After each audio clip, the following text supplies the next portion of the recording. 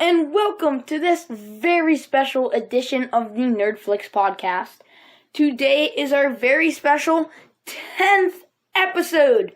We've had 10 episodes so far, and I hope we have many more in the future. Happy Easter, everyone! Today's topic, what a great topic to be covering on our very special 10th episode, the Indiana Jones movies. Let's get started.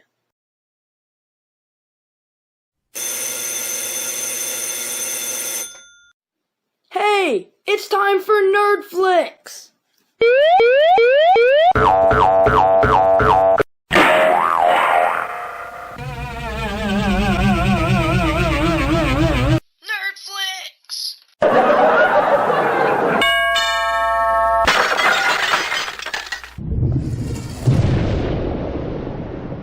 Welcome to the Nerdflix podcast. Today we'll be covering all 4 of the Indiana Jones movies, and the first one we'll start out with is Indiana Jones and the Raiders of the Lost Ark. This is one of the greatest movies of all time.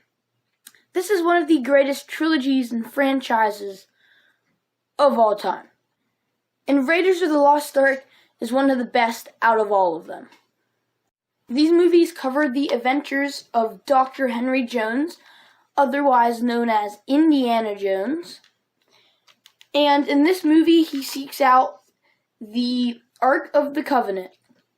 And this movie is just really great, and it's full of lots of action. And like I said, it's one of the best movies. George Lucas's dog inspired the name of the classic movie character Indiana Jones. In fact, George Lucas's dog was named Indiana. And this is not the first classic movie character that his dog inspired. The other one being Chewbacca. His dog was the inspiration for Chewbacca, and now his dog's name is the inspiration for Indiana Jones.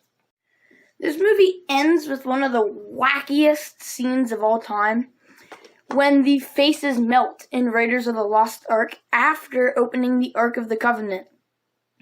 And this was done as a practical effect, considering the fact that really CGI wasn't really a thing then. So, how did they do it? Well, it's actually really complex and quite hard.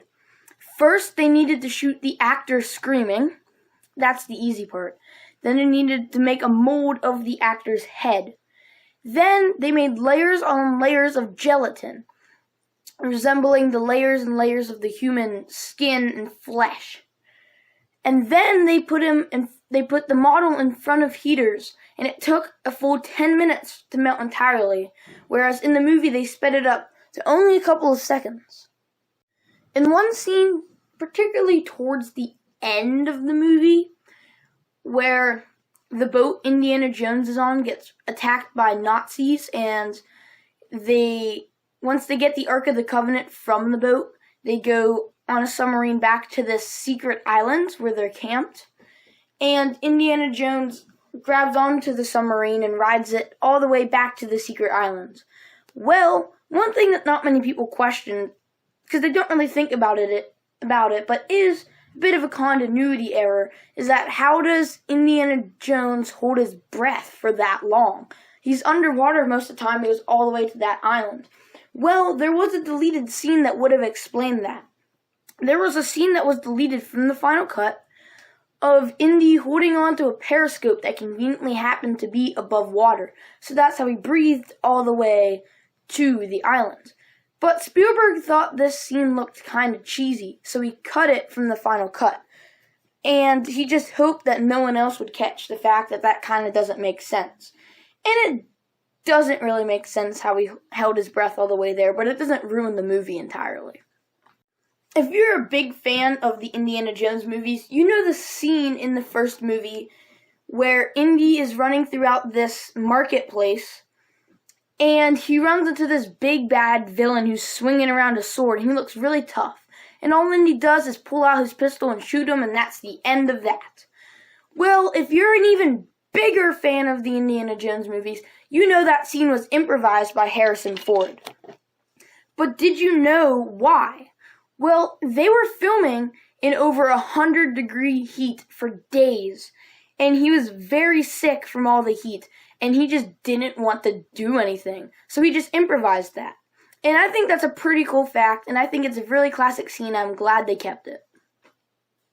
Well, I just mentioned Harrison Ford was feeling a bit exhausted from the over 100-degree heat where they were filming. But actually, that wasn't the only sickness going around. In fact, over 150 of the movie's crew members got sick from a food-based illness. The only person who didn't really get sick is Steven Spielberg himself. But mostly everyone else involved in the movie got sick over the course of the movie. The next movie we're going to talk about is Indiana Jones and the Temple of Doom. I actually really liked this movie. Some don't like it as much, but I thought it was pretty good. This movie I mentioned actually about 6 episodes back in the 4th episode of the Nerdflix podcast. If you remember, that was Gremlins. I mentioned that this movie and Gremlins were responsible for the creation of the PG-13 rating. And I found this movie pretty good. According to the year in which Raiders of the Lost Ark and Temple of Doom take place, Temple of Doom precedes Raiders of the Lost Ark by a year. Raiders of the Lost Ark was supposed to take place during 1936, and the Temple of Doom takes place during 1935. So this movie is actually a prequel. This movie is about Indiana Jones meeting his fun little partner, Short Round, who is one of my favorite characters from the Indiana Jones movies. I gotta admit, he should have been in other movies. But anyways, and he goes on as another big adventure to find these stones that were stolen from a village. And this movie has a lot more darker tone. And he frees a bunch of, child slaves from this freaky cave, or the Temple of Doom. And he has a cool minecart chase, the whole Temple of Doom floods. And it's a really exciting movie. And I found it pretty good. One thing I do want to mention, it's a pretty obvious Easter egg if you're looking closely in the movie, is Club Obi-Wan in the beginning of the movie. The club they're in is actually called Club Obi-Wan because when they get thrown out the window, you see the sign that says Club Obi-Wan. And if you're looking closely enough, that's a pretty easy to catch Easter egg. Like I just mentioned a little bit ago, Short Round has to be my favorite character throughout the movies. And like I said, I wish he was in other movies, but the person who played him was stumbled upon by mistake. Actually, when they held auditions for the role of Short Round, the person who ended up playing him, his older brother, was the one auditioning. He was helping his older brother read off the lines to audition for the role. And the people holding the audition saw that the littler kid was helping and he was doing really good.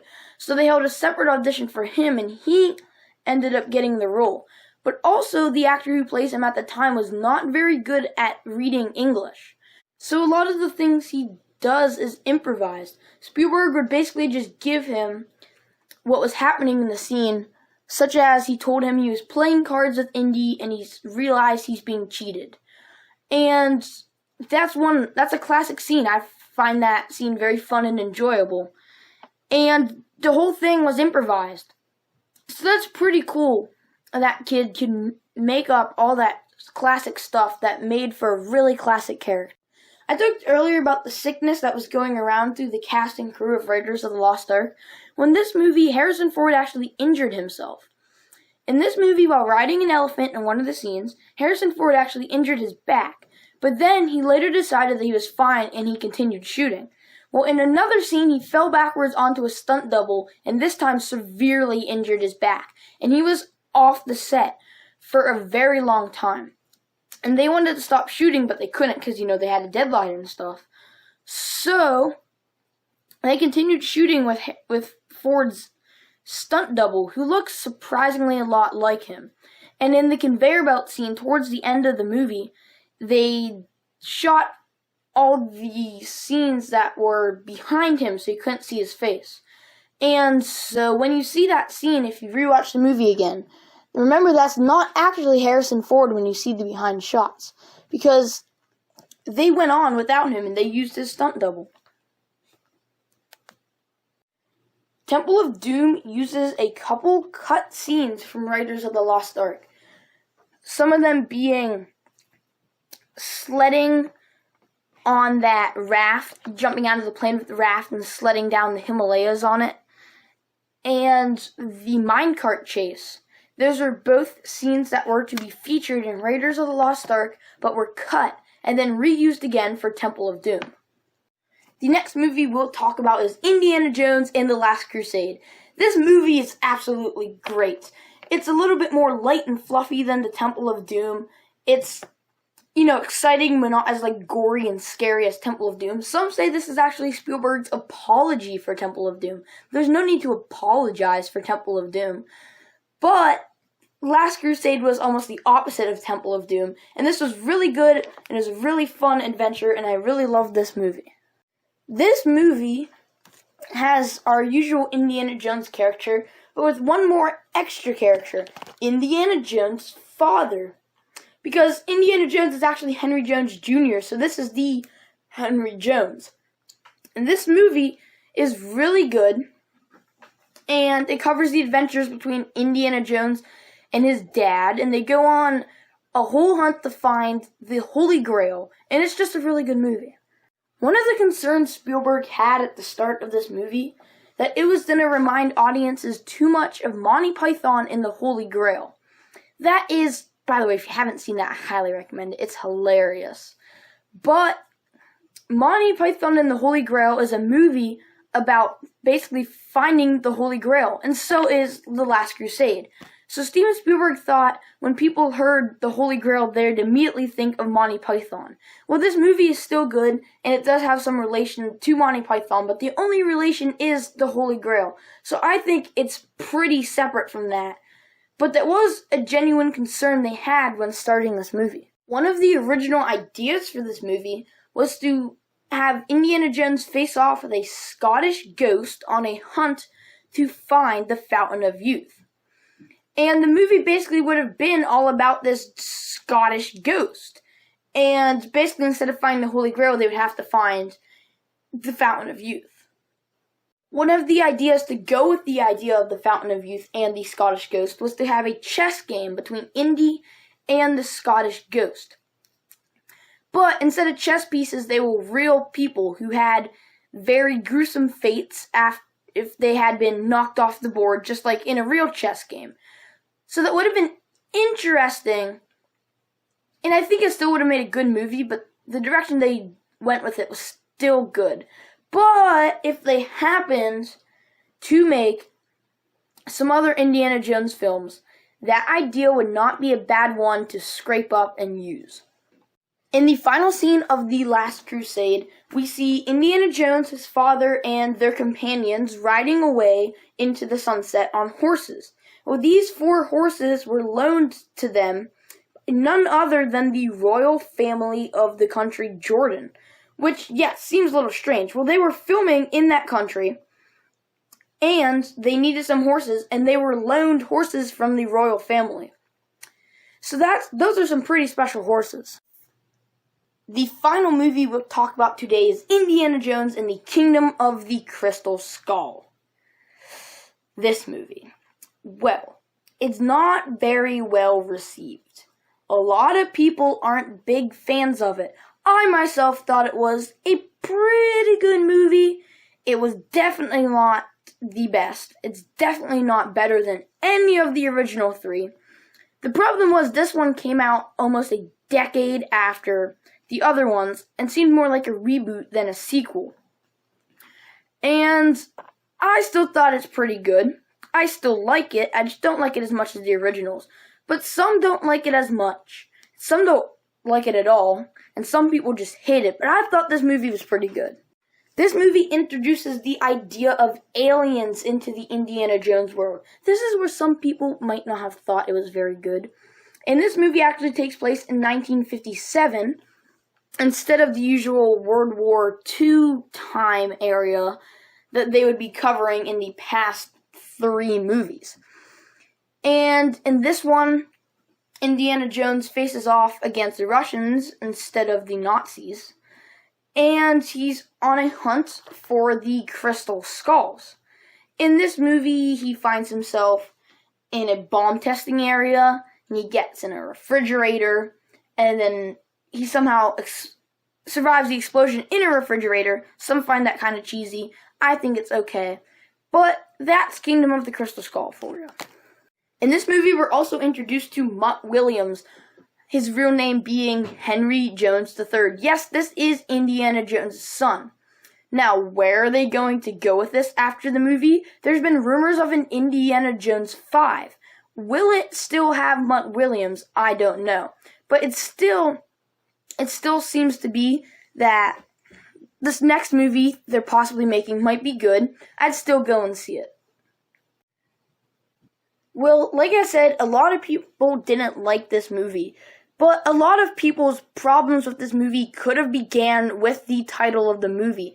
I emphasize could have because it came out with a pretty good name for the movie.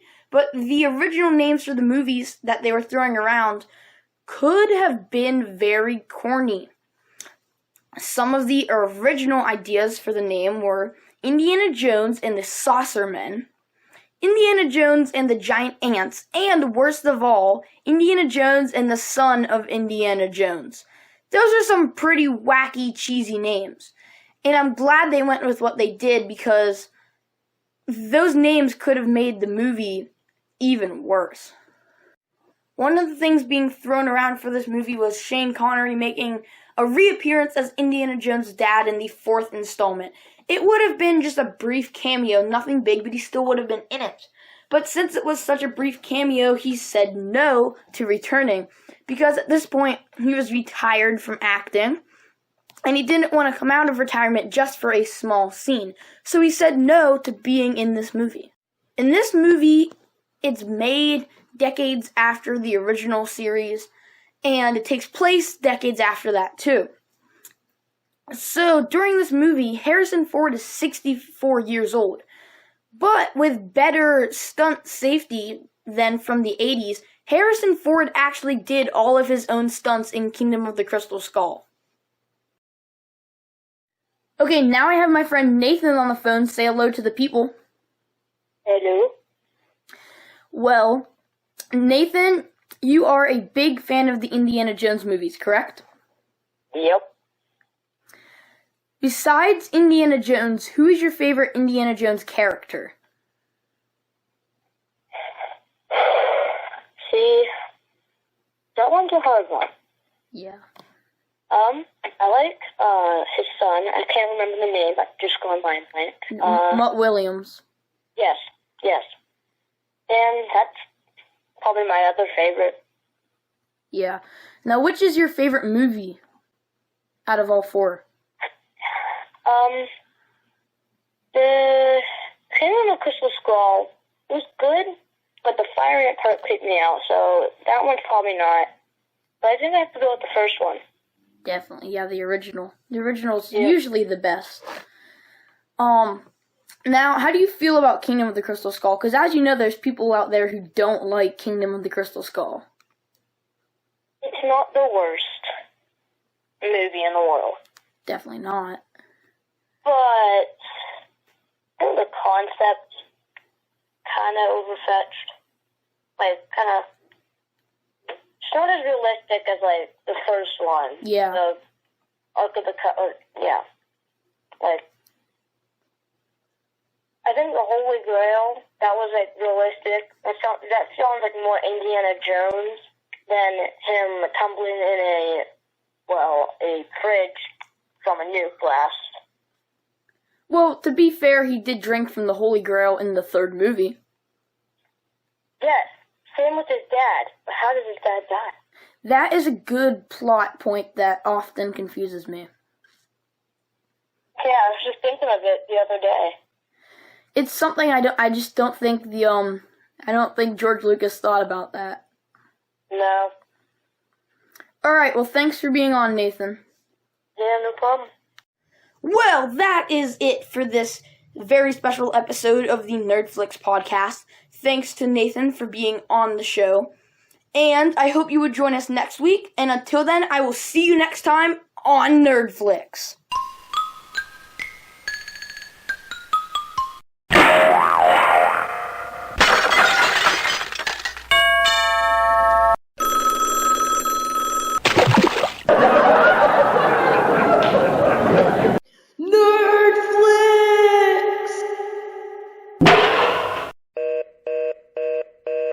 Thank you for listening.